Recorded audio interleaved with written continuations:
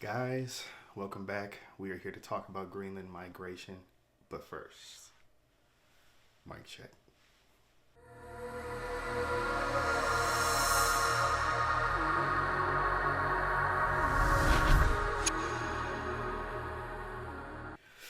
Guys, welcome back. I miss you guys. Even though I haven't really been away, but we here.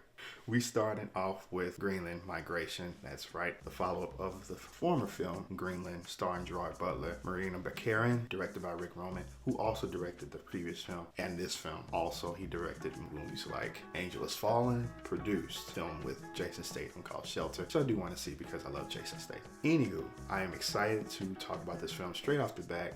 Give this film, I told people 8 out of 10, but I'll give this movie 8.7 out of 10. Reason being, because not many films show you a follow-up of a disaster. We kind of got a glimpse back in the 90s with Deep Impact with Morgan Freeman and Elijah Wood, but we didn't really grasp the follow-up and the follow-through of what happens when a disaster happens, especially something like a meteor, the size of what happened in the first one, the meteor called Clark. Yeah, it was Clark. And so we got to see that, and being able to see that, you see how humans interact with one another. You see how nature interacts with humans. And I think that's a great way to talk about and deal with in a sequel. Sequels don't necessarily have to just outdo the first, but they do have to accent the first. And I think that this film accented the first film just right, with the right amount of essence. It wasn't a long drawn out movie. It got straight to the point. You saw and you enjoyed and you endured. There were many great performances in this film. Gerard, Butler did great.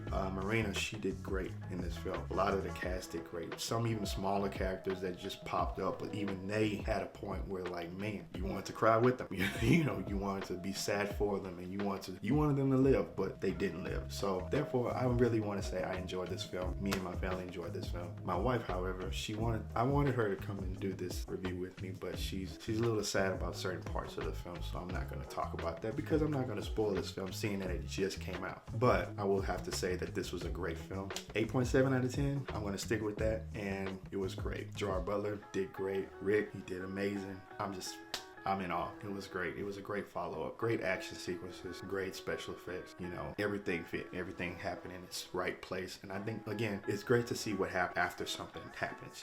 We see a big meteor come. We see the fallout of civilization because it's coming, and then we just drop it. But no, to see something happen afterwards, how are militias forming after devastation? How do we interact with nature?